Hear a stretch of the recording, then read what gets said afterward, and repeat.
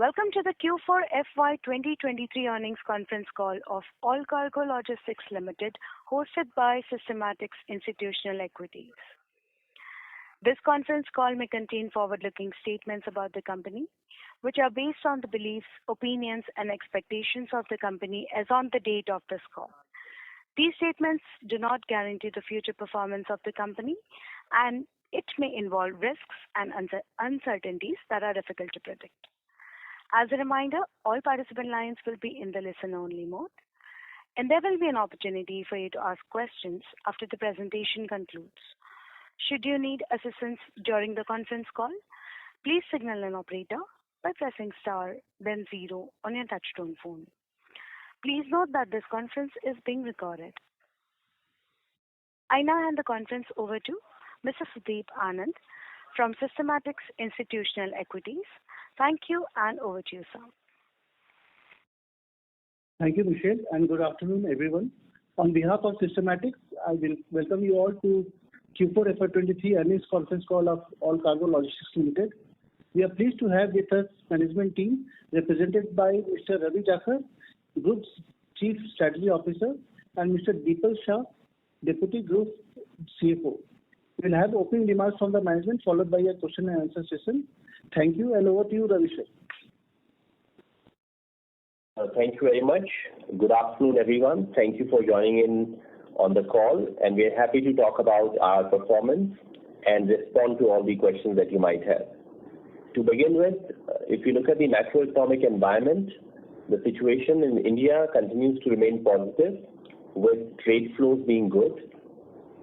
Speaking about the global macroeconomic environment, the environment has been tough and challenging for the global trade over the past 6 to 8 months. However, we hope for a gradual recovery in trade volumes in the months to follow.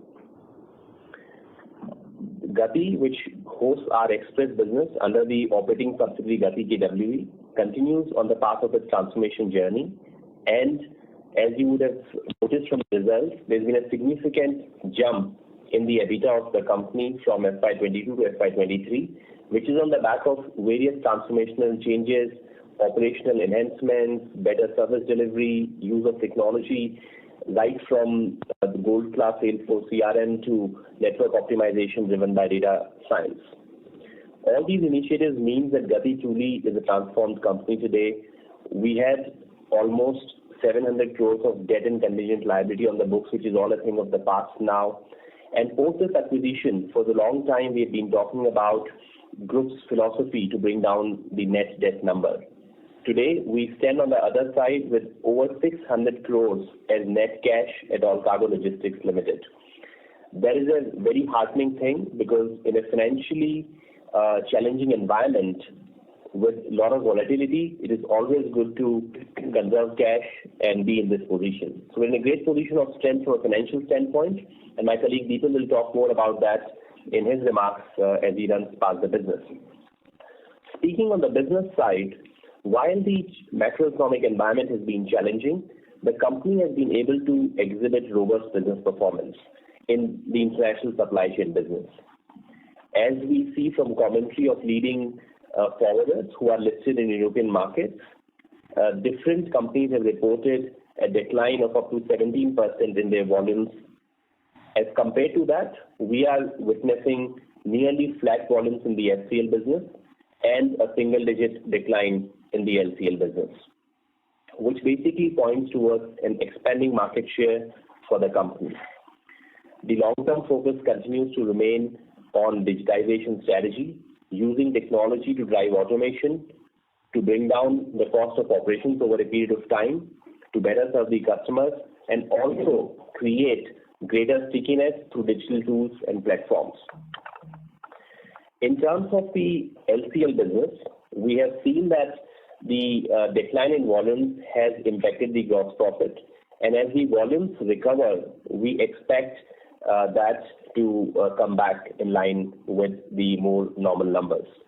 This time in our investor presentation uploaded on our website and the stock exchanges, we have also shared detailed note on unit economics to help everyone better understand how the business plays out in differing operating environment. On the FCL business, we have seen the impact of decline in yield, which we intend to offset by expansion in volumes. How this template could play out could be seen from our India operations, wherein, as I mentioned, the macroeconomic environment continued to remain positive. So today, with all the other businesses being demerged, what you see as India standalone numbers basically represent the international supply chain business as it operates in India, comprising both LCL and FCL. And in this business, we see a significant decline, almost 20% quarter-on-quarter, and much more significant decline in revenue year-on-year. But the gross profit has only come down by 2%. And that is driven by the fact that we have seen limited impact of the freight on the LCL business. And whatever minor erosion in yield happened, and the erosion in yield in FCL business was offset by the volume growth which we were able to achieve by expanding market share in India. This is the same template which we intend to play out across the world, and as the volumes come back, we should see a recovery in terms of the performance. In terms of volumes, clearly from the month of September last year until February this year, it was almost a sequential month-on-month decline, with February hitting a very low number on the LCL business, which was in line with the weak operating environment driven by Chinese New Year and overall volumes being low on key international.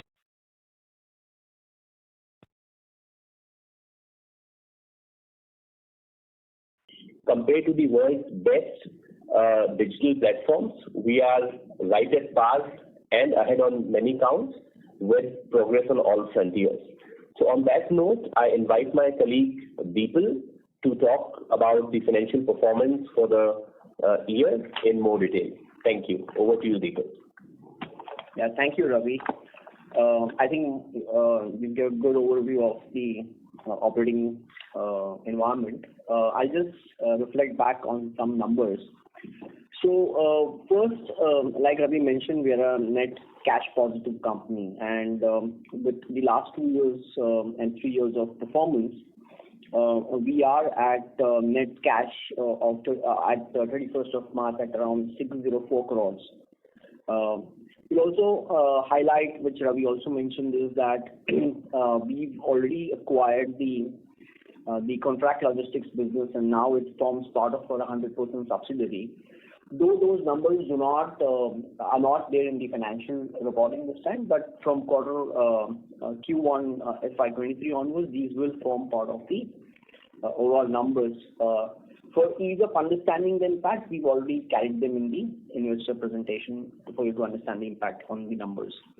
While walking through the performance for FY23, also would like to give a heads up that we have provided continuing and discontinuing operations for the March 22 P&L numbers, where items which, of course, this is demerged, so the continuing operation reflects what is known as the MTO business and the Gati business that is there, and the discontinuing is the businesses which have went out. So on the P&L side, if we were to add both the table in the notes for the discontinuing and the continuing, those would add up to the March 22 numbers, and that's a comparative for the continuing operations that you have get to see on the P&L side. On the balance sheet side, that's not available. That it's only the combined balance sheet for March 22 and the March 23 numbers as it stand demerged. So those numbers typically may not be purely comparable. So with this, I'll just give you a little bit of highlights on the numbers. On the consolidated basis, our operating revenue for the financial year 2023 stood at 18,000 crores as compared to 19,000 crores for the previous year. EBITDA stood at 1,129 crores as compared to 1,268 crores for FY22.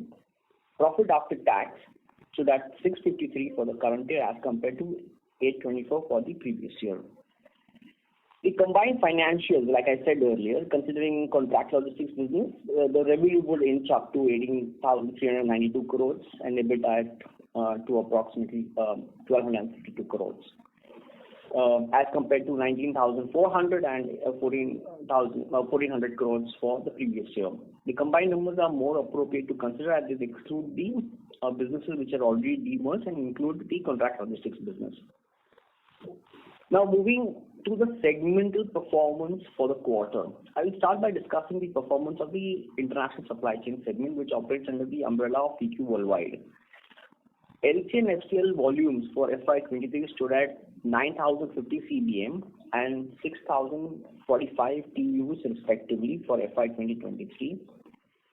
For FY22 against the 23, the volumes on the CBM, that is the LCL, stood at 9,089 and 5,940 TEUs respectively.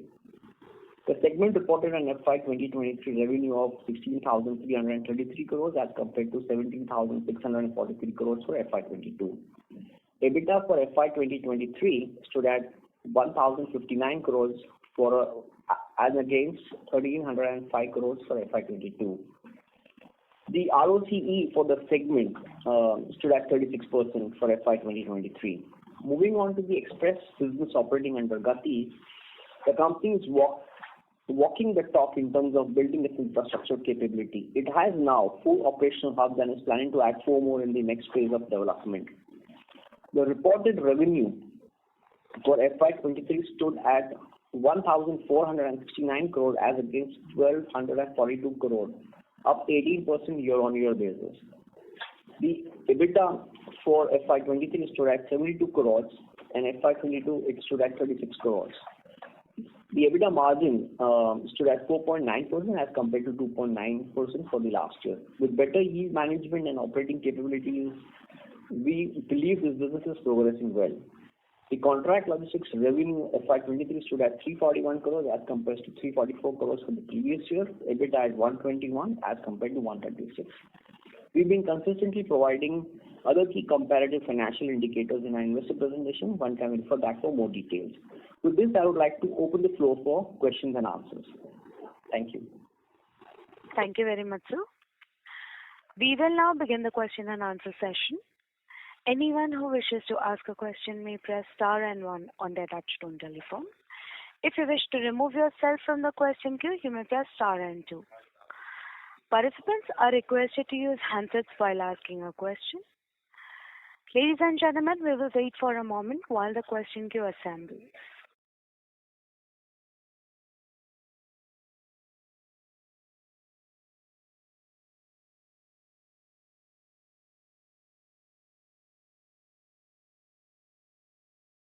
The first question is from the line of Mayur Liman from Profit Mart Securities. Please go ahead.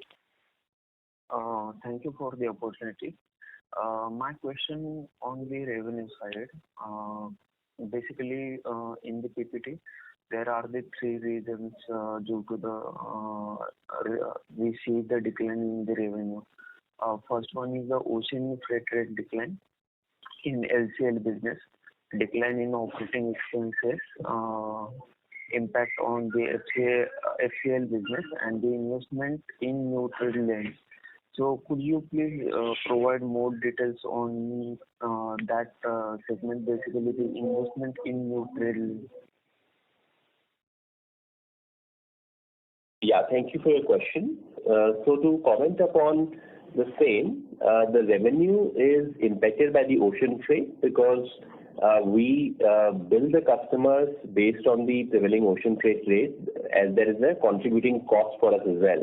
So when the ocean freight rates come down, naturally the revenue also comes down. Like I gave an example of the India, how the volumes expanded and therefore the gross profit was same to just 2% lower, but the revenue came down by 20%. So that was on account of the ocean freight rates coming down.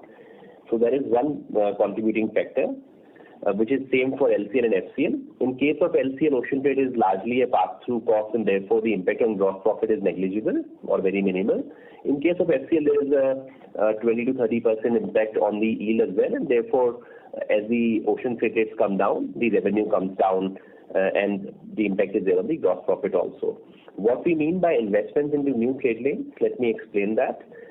We operate about close to 2,500 trade lanes globally, and we keep on launching new trade lanes. So this could be basically a direct service, say from Barcelona to Cartagena in Colombia, and earlier we might be operating it as a transshipment service through a hub. Now, as we launch these new services, it is always the classical chicken and egg situation, wherein we do not have full volume. So the containers on these new trade lanes typically would not go fully utilized. And as an outcome of that, initially, some of these trade lanes contribute to marginal losses. So the point is not around revenue, but as we launch new trade lanes, some of the volume could be coming through these new trade lanes, which develop over a period of 6 to 9 months, and then they start becoming break-even and starting to contribute to profit. So some amount of gross profit gets negated by these new trade lanes in the early launch. So we have been taking on this initiative for the last 12 months in particular, and therefore I would say it is largely stabilized now, particularly let's say maybe another 3 months, wherein we would have a rolling impact. So there will be some positive contribution coming in from the trade lanes launched 1 year ago, and there will be some negative impact coming in from the recently launched trade lanes. So that should largely negate out. But there could be brief periods where there could be marginal impact on the gross profit, not on the revenue. The key point on the revenue impact is largely on account of ocean freight impacting both FCL and the LCL business. Thank you. That is very clear answer, and thank you for the answer. And when we see the improvement in the demand, sir? So on the improvement in demand, like I said, based on the commentary that we read from various economists and the various research reports on the world trade outlook, that's what we also depend on from a 3 to 6 month horizon point of view. From a more closer 30 to 45 day, we also get feedback from our ground team. So on a 30 to 40 day, I could say that potentially we should see higher volumes in May as compared to April, as the operating demand looks stronger than it was in April. But from a 3 to 6 month perspective, we are not seeing any sharp recovery, but everybody is estimating that as the festive season shopping kicks in, inventories will be planned in advance of that, and therefore from July onwards there should be a sustained, gradual, not a very steep increase in the volumes. That is our estimate based on the ground information, that May should be higher than April, and we expect, but cannot be certain based on the macroeconomic sectors, for the volumes to show a sustained pickup from July onwards. Okay, sir. Thank you so much for the very clear answer, sir. That's all from my side. Thank you. The next question is from the line of Kapil Malhotra from Tata Mutual Fund. Please go ahead. Hi, Ravi and team. This is Kapil. So, the question I wanted to know, what is the situation of the freight rates right now? I did go through the investor presentation, but say April and May, what is the current situation? One, is there a possibility of the freight rates, falling further? This is my first question. And the second question is, of course, I do understand you can't foresee, the demand for a very long period given the macro challenges, etc. But, say on 6 month basis, for 6 months of this fiscal year, what is the volume growth or degrowth you expect? Yeah, thanks, Kapil. So, Kapil, to respond on the volume, like I said, the very fact that April was above the the Jan to March quarter average, and we are clearly seeing May to be exceeding April. On the back of that, I can clearly see that April to June quarter should be better than Jan to March quarter. And based on the estimate that there should be some pickup from July to September, I would further say that July to September quarter should also be certainly better than the quarter of Jan to March. So both the quarter of June and quarter of September should definitely be above the quarter of March. Between the two, relatively, whether they would see sequential increase is a more estimation that we expect, but if the volume pickup happens sooner, then there could be a flattish trend as well. But both quarters should, based on our estimates, be above the March quarter. That is something which we can say based on our experience.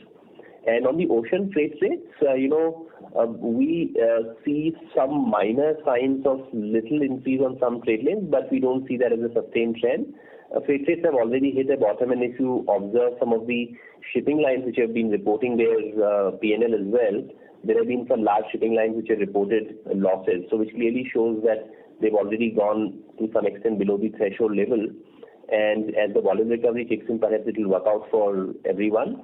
But we don't see the freight rates to rise back again to the previous levels. We don't also expect them to, fall further. So we expect them to remain at the more or less current levels in the near term as well as mid-term, I would say. That's our call. Right. And, assuming that the freight rates remain more or less similar, any broad ballpark number you can give on, the EBIT or the target you will be making going forward? Because, why I would ask that is because obviously there has been a big variation from what we made last year to what we made this quarter, Q4, I mean. So, just want to gauge what can be a fair assumption.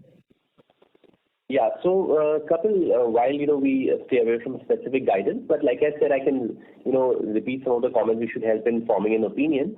As I mentioned that, we have seen that yields have now got normalized in the FCL business, and they obviously are better than the pre-COVID numbers because a lot of work has gone behind in the transformational journey over the last 3 years. So considering the freight rates are now already been at a low level, one could estimate, particularly if you take this quarter and the next quarter, I would say this would be 2 quarters of the bottom freight, and you could estimate the yields to then, remain at these levels with volume expansion. There could be some short-term, strategies of, being more aggressive on the pricing, but that will balance out. You'll either see volume growth being more, or you would see the volume growth being normal and, some yield being held back. So I would say the current levels on profitability should largely be, staying more or less around the same numbers in range bound, and the growth of the company should happen more on account of volume recovery, and we are committed to continue to contain the cost side as well by use of, technology and better processes, etc. So those things should, create a positive impact on the performance, but it is difficult to provide a specific guidance on the same. Sure, I understand. But yeah, it's obviously encouraging to know that, if we are able to sustain the current profitability also, because obviously pre-COVID, the profitability was much less. And, since obviously you guys have made a lot of efforts and, made a lot of structural initiatives to improve the cost structure, etc. So yeah, I think that's it from me for now. Yeah, Kapil, I think, you're right. A lot of things have changed since pre-COVID. If I go back to 2018, 2019, those were the times when people were planning trade lanes on, Excel sheets. And today you have, data science helping in network optimization. Those were the days when container utilization was planned in the warehouses. Today you have global dashboards where, all trade lanes are being monitored. So there's significant use of technology to drive utilization, to drive trade lanes, to manage operations. A lot of automation has gone behind. There have been structured programs which we have run with McKinsey as a core partner on sales acceleration and organizational transformations. So there has been a lot of development, even in our own scale itself. Pre-COVID 2018, also we were doing about 300,000 TUs in FCL. Today we are doing 600,000 TUs. So with double the volume, naturally our negotiation rates, powers have increased. We are now doing much more business on the longer trade lanes. Our door-to-door business percentage has been consistently going up, which means that on the same container we can potentially provide more services and make more profit. The EQ360 platform pre-COVID was a single-digit number. Today, 66% of our bookings are being done digitally. So I think it's a very different organization what it used to be pre-COVID as the international supply chain business itself, and where we stand today at the forefront of digitization of international logistics. So yeah, I think, what one could look at is, over this quarter and the next quarter, these freight rates, I don't see them going up or going down. So in a range-bound freight environment, it should be very simple for everyone to, understand the profitability and follow the volume expansion and the other initiatives around the cost. So yeah, thank you. Thank you, Ravi. Thank you. The next question is from the line of Nirav Savai from Abacus AMC. Please go ahead. Hi, Ravi. My question is regarding this one-off operational cost of about 68 crores. So can you just elaborate more on this other one-off cost of about 25 crores which happened in the quarter, and as per the presentation you say it's not going to happen in the next quarter? Yeah. So, in any quarter, we would typically have some one-off costs, which could be, usually that is in the order of, 4 to 5 crores, which we do not report. In this quarter also, we have not reported various smaller one-off costs, which are routine and, might happen sometime in one country, sometime in the other country. What we have highlighted are a few big amounts which are unique to the previous quarter and this quarter. These are driven by, some of them are one-off management costs towards the project or towards a specific year, which are not repetitive in nature or linked with certain transactions, etc. The cost. Second is, if you look at the acquisition we did in Germany, it was a competitor that we acquired, which was naturally working with competing network partners. And in doing so, there is a loss of volume which was expected and which was, to bring down the company's operating performance. However, as we bring the two operations together, so we move into a common warehouse this month, and then the co-loading starts. So which is when the cost synergies kick in and the company comes into a break-even and then starts expanding on the profit. But during these 3 months, because 1st January is the effective date for that acquisition, we have lost money in Germany, which is what we have highlighted, which is a small component. And then a significant amount is coming from the provision for doubtful debts, which have been written off in US. We had a peculiar situation there wherein there were certain COVID period invoices and there were some systemic challenges. And as per the policy in US, those older debts were to be provided for in this quarter, which have been done now. So these were, some one-off exceptional items pertaining to special situations, which we have not seen. So if you look at the last 10, 12 quarters, we find that the exceptional one-off costs have been range bound, like I said, to the degree of 4 or 5 crores. And as we speak, we are already in the month of June, so we've already seen April and May gone by. And we are also very clearly aware of, the situation in Germany and other things. So we believe that the one-off costs going forward should not be very significant. But since this quarter it was significant, we decided to highlight that. Yes. I hope that explains. Provision for doubtful debt. So is there any criteria that once that reaches a certain threshold in terms of receivables, and if we don't get them, then we make a provision for that? So is there any threshold in terms of number of days where we can get the receivables? Yes, so anything above 365 days, is what we provide. And it's also market-wise. In some markets it's 365, some markets we are making at 180 days. Okay, so this is largely US. Yes, yeah. Only US. That's only one single. That's a very specific instance of one single country, wherein there was some COVID period invoicing. There was a write-off on that, since we had some systemic challenges there, and we were trying to follow. Some of these invoices have been recovered as well, but from an accounting standard that we follow, we have a provision to be made after 365 days, which was judiciously made. There could be some write-backs from there, but that is something which is difficult because these are all old since they are more than 365 days over. So we have provided for them in the book. Yeah. So as and when we collect, we'll come back to the P&L if we collect. Yeah. Sorry, I didn't get the last thing you said. So we were just explaining that these are provisions, and should some amounts come back, there can be some write-backs potentially. Like I said, these are old because in US we follow a policy of 365 plus days, and usually very minimal amounts go in that category. It was only an exceptional situation wherein we had some systemic challenges in US during the COVID period with some system changes and people operating from home, and there was a specific situation in that country which caused this provision which hit the books in this quarter. But it pertains to, as I mentioned, 365 plus days, which means more than a year old. We do not have any such provisions which are looking like in any other country. This is a special situation, and which is why it is a truly one-off item, and that's why we chose to highlight that. Right. Secondly, about this FCL revenues, in the presentation I see it's about 30% is what the contribution to the MTO business. So is it for 23 last quarter, or how do we read this FCL contribution? So This is not the revenue, but the gross profit contribution, which we have been stating. We don't provide an exact split, but 70-30 is the broad gross profit split. It might be 1% here or there, whether it's for the quarter or the year gone by. Contribution is 30% of the gross margin or the gross profit from the FCL part. Yes, you can look at it, the continuing most recent current performance. You can say it is 30-70, 30% gross profit coming from FCL, 70% gross profit coming from LCL, plus minus 1-2%. Okay, so that's where the larger decline has come from in the FCL business.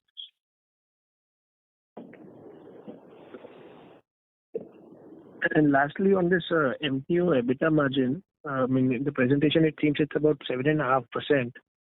And but if I look at the total number, it's about 130 crores. So this is adjusted with small typos. If you look at the, we already uploaded the revised presentation on the website. Yeah, small typo. But the numbers are provided, and you can do the math. The number is 4.4%. Yeah, 4.4%. Yeah, that's right. That's the, if you refer to the latest presentation uploaded on the website, then the typing mistake has been corrected. Right. And in this EBITDA per TEU, any guidance which you'd like to provide? Because now there has been a big decline sequentially. And if I heard it right, you said this is something which is sustainable, or there is a room for improvement when we look at for next 2 quarters? Like I responded earlier, unfortunately, we do not provide the guidance on that, but we see volumes seeing recovery, and that should help improve gross profits. And on the cost side, we'll continue to contain the cost.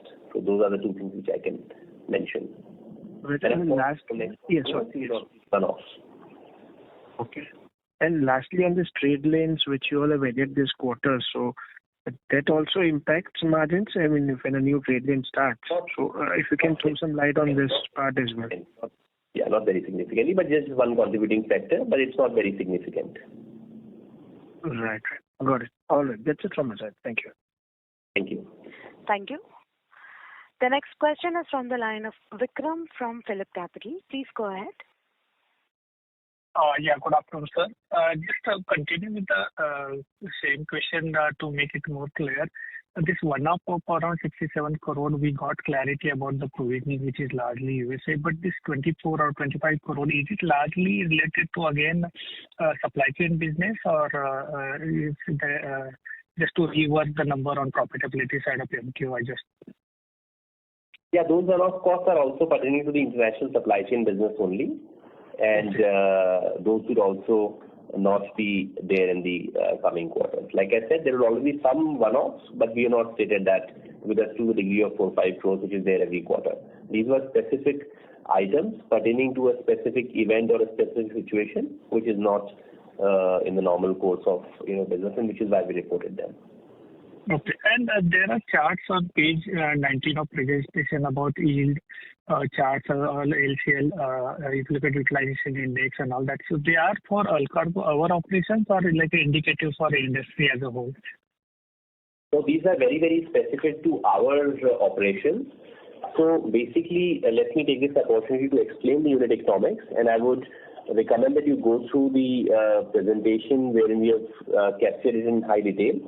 So as I mentioned, we have FCL business and the LCL business. Now, the first part is, of course, how much volume do we do? In the FCL business and LCL business, in both cases, naturally, it's a sector of macroeconomic environment and how we are able to perform related to that by expanding our market share. Now, on these volumes, how much profit, which is yield, which is basically gross profit divided by the per unit volume. In FCL business, there are 2 or 3 key things which drive that. One, of course, is the ocean freight. So when the ocean freights were higher, we were making up to much higher, and now when the ocean freights have crashed, we're making about 25-30% lower yield. It is also driven by trade lane mix. So intra-Asian trade, if we are growing, say in trade from China to Indonesia, Malaysia, those are naturally shorter trade lanes, and we make lesser profit. And then third part is our procurement capability. Like I was mentioning earlier, we have doubled the volume in the last 4-5 years, which has allowed us to be much more competent in negotiations with the vendors.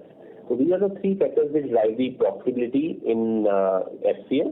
In the LCL business, because it is it is more of a service business, wherein it's more about utilization. It's not a plain container business. So here, the biggest drivers are container utilization. because our cost is fixed for carrying a container. How much cargo can we carry inside that defines our revenue. So that is a big contributor. How much containers are 40 feet? Because cost for 40 feet are lower as on a per cubic meter basis. So how much 40 feet containers do we carry? How much containers are moving directly versus how many are moving transshipmentally? Because customer obviously pays from origin to destination. They don't care whether we transship or not. And then value addition. The same cubic meter of cargo, if it is going from Nhava Sheva port in Mumbai to Los Angeles port, it will make lesser money. But if it is going from Nagpur to somewhere in the hinterland in US, we'll make more money because we are the first and the last mile added. So these are all the factors, and of course ocean freight would also have some marginal impact there. So these are the factors which divide the LCL profitability. And a combination of volume and yield is what defines the gross profit. And under the gross profit, there are obviously inflation and the business as usual hiring. But what we're able to do is we're able to bring down the cost through automation. At the same time, there could be some investments in tech and in some new trade lanes there could be, which are not very significant. The biggest impact in the SG&A cost would be inflationary on the increase and our own automations, etc., in the decrease side. So this is a guidance of how the EBITDA plays out, and what you see in the charts, these are the relative performance. So basically, in the month of April 22, if you are making about 101, profit on a per cubic meter basis, in March 23 you're making about 99. So as you can see, the LCL yield is largely constant, even though the ocean freight has come down significantly during these 12 months. And this is the point which we've been mentioning for quite some time, that the LCL yields are less dependent on the ocean freight. The container utilization index is more an indication of how effectively we've been able to utilize our containers. That has naturally gone down in a low volume environment from 100 to 94.3. And likewise, the 40-foot container usage has also gone down from a scale of 100 to about 88.6. So these are not exact numbers, but these give the relative indication of how the yields are going, how the container utilization is going, and how the 40 feet is going. And likewise in the FCL, we've also given the impact of yield. But as you would see, ocean freight has come down from 100 to 23, while the yield has come down from 100 to 70. So at a much lower, almost 80% lower ocean freight, we are already at the bottom, and as you can see, the last 3-4 months have been almost consistently at this number, while the yields have also fallen and now stabilized. So this kind of also gives you a good picture on how the yields should look like in the operating freight environment. These are detailed performance parameters about the company's business, which we have worked out to ensure that we have most information that can be shared with our shareholders. Yeah, I hope that explains. Thank you. Thank you for that explanation. It was very helpful, sir. But just to clarify, when you say about yield, it is a gross profit and not a revenue realization, right? The gross profit per cubic meter in case of LCL, and yield is gross profit per TEU in case of FCL. But like I said, this is a scale, this is not dollar. So if we say 101 become 99, then maybe $50 become 48, or maybe $100 become 96. Yeah, just to put it in perspective. Yeah. And this container utilization, when it was the peak at 100 as an index, was it in absolute terms close to say 26 cubic meter or something? Is that approximately in the range, but like I said, 40 foot would have double of that because that's 2 TUs. So with the index that we give, we are not able to share the exact information, but I think this takes care of the point that how the utilization is going. Thank you, sir. We take the next question from the line of Kapil Malhotra from Tata Mutual Fund. Please go ahead. Hi, sir. So also, if you can please talk a little about Gati. How is the turnaround going there? And what are the drivers of the increase in revenue, and of course, most importantly, the profitability. If you can, just give some light on that, please. Right. Let me also take this opportunity to explain what AllCargo business today represents. So, like I said earlier as well, AllCargo business today represents 100% ownership in the international supply chain business. It also represents 100% ownership in the contract logistics business. And if you look at the Gati, which is express logistics business, as you know, we have agreed with KWE to buy 30% stake in the operating entity Gati KWE. So therefore, we hold 30% directly in the operating entity, and we also hold 50% of Gati, which holds 70%. So indirectly, we hold about 65% of the express and 100% of the contract logistics, and the 100% of the international supply chain business. So, and as we have made disclosures, our board has approved, and we are in the process of evaluating various options to, bring the right structure in the organization, which we've been working with the advisors on that, appointed by the board, and perhaps over the next 5 to 8 weeks, somewhere in that range, we should be able to get some opinion which can be placed before the board for their consideration. So one could look at the business as, the sum of these three parts. Now coming to the Gati business, what we have seen is that all the historic legacy issues were resolved quite some time back, whether it's tax disputes, contingency liabilities, governance issues, they all have been well laid to rest long ago. We have now also expanded the operational footprint with modern hubs, which were a bottleneck in growing the company's operating performance. Barring one or two hubs which are in the process of being launched in the coming months, almost all the major hubs have already been launched, which means that there is no operational constraint. What we have been finding is that since the month of January this year, we have been able to consistently hold the best in the industry standards on operational parameters. In terms of gross margins are a function of two things. One is the operational efficiency, which, like I said, is back on track, and now with increased revenue, we should further move towards our desired target of about 31% on the gross profit margin. The impact, there's also negative impact which comes in from reductions, and reductions are largely on account of service failure, but they naturally pertain to the previous period. So as we progress, and like I said, the performance has been good from January onwards, we anticipate that the reduction should also increase. So our reductions were higher than industry standard, which should also come in line with the industry standards. So these factors should contribute towards the improvement in the operational profit. Nothing much to be done from our side. What we have to do is already done. The operations are already now best in industry. And below that, the staff investments, all the other investments have already been made. From now onwards, it should be an operating leverage play with only inflationary adjustments on the SG&A costs. So that is what should basically set the path forward for the improvement in EBITDA. And the industry itself has been growing at a very robust growth rate, and we are confident of expanding our market share in FY24 as well as in FY25. So the business, I would say, all the work that we had to do is done. Now it's more about performance to follow. And in terms of performance as well, like I highlighted earlier, for the previous year, if you look at the EBITDA to this year, it's almost nearly doubled. And we see sustained growth in the business in the years to come. Okay. Thank you. Thank you. The next question is from the line of Ravi Mehta from Deep Financial. Please go ahead. Yeah, hi. Thanks for the opportunity. Firstly, thanks for explaining this yield and the unit economics in detail. My just question is pertaining to this very aspect, looking at the broader guidance of 1,700 crore EBITDA in 26. Probably if I adjust the one-offs in this quarter, we are at 200 crore, so roughly an 800 crore annualized EBITDA run rate at a very poor volume base, and we expect this to double in 3 years. So what would be the levers or the drivers volume-wise, and in the yield also there are so many parameters. So how are you looking at these levers, and what will be helping us to double the EBITDA as per the stated long-term guidance?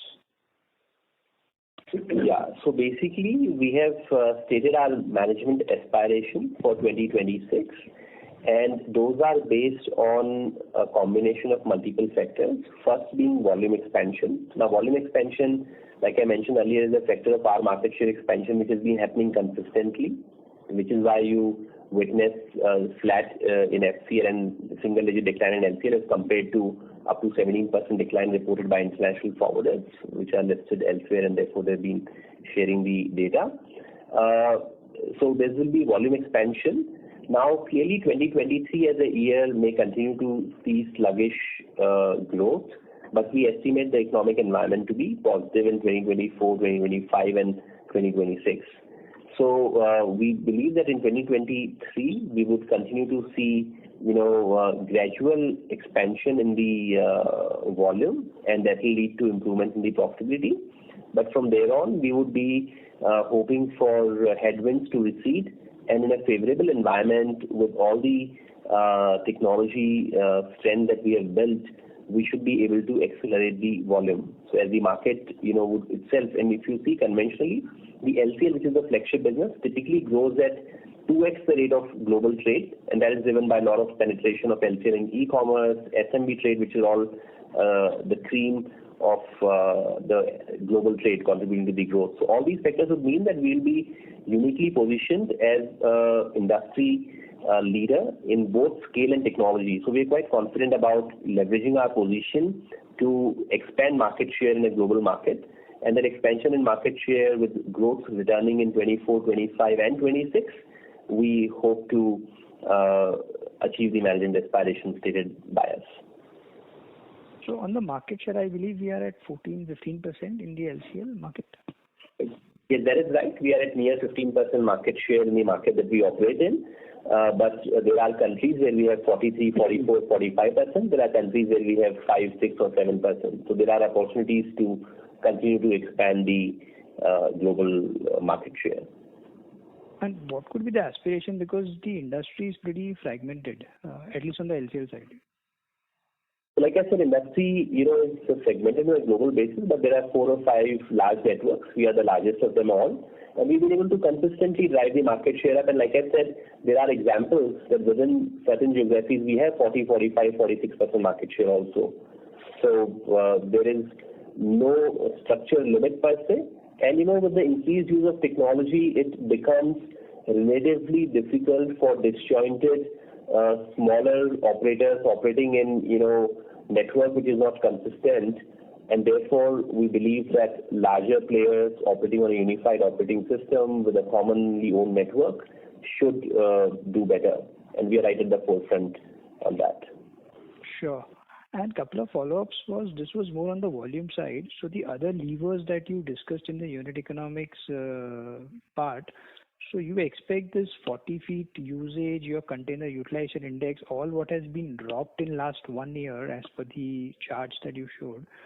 So are you expecting these all to move back to that level, or you are factoring even further improvement when you are, aiming for that aspiration of doubling? So just wanted to get some sense of what all things probably we should build in our working. Yeah, in a short-term environment, which is next 3 to 6 months, markets are not likely to be very bullish, which means that you would not have, excessive cargo loads, and therefore the utilization levels may remain range bound. We would see, the indices being flat for a brief period of time, and then we should estimate some upward tick as the growth returns to market. That's what our broad estimate would be. So as things improve in 24 and 25, you should be back to that 100 starting point what you are showcasing as per the presentation. We cannot say exact specific, but we would expect a positive upward take in 24 and 25 as the markets recover and come back to normal growth trajectory. And using technology, is there room to further improve? Meaning, whatever insights you must be getting by using technology of lately. So whatever starting point that you are showcasing, as per your assessment, is there more room to even outdo that? Maybe 3 years, 4 years out. I'm not asking near term, but on the container EV side, we already now, like I was mentioning earlier, the ways of operating have already changed. So all the transformation is already behind us now, and which is why you see the performance to be significantly different from pre-COVID era. So all of that has already been largely achieved. Where we see technology continuing to play further role would be in terms of automations. Like we had many unanswered emails which were coming from quotations it was not manually possible. Today you have OpenAI tools like ChatGPT which you have integrated, to create automatic responses to those quotations and linking them to our EQ360 system. So some of those technology interventions will continue to play out, which will allow us to contain our operating costs and thereby, improve the performance of the company. Sure. That's helpful. Thank you. All the best. Thank you. Thank you. Ladies and gentlemen, due to time constraint, we take that as the last question. I would now like to hand the conference over to the management for closing comments. Over to you, sir. Yeah, thank you all for joining in, and I hope we were able to provide you with further information. Should you have any further suggestions or questions, please feel free to reach out to our investor relations team, and we would respond to your questions. And what we also try to endeavor to do is that based on the feedback that we receive, we try to incorporate more and more additional information in our presentations. And you will continue to see that in the monthly business updates as well, which have already been released for the month of April, and you would see for the subsequent months as well. Thank you so much. Thank you. Thank you, sir. On behalf of Systematix Institutional Equities, that concludes this conference. Thank you for joining us, and you may now disconnect your lines. Thank you.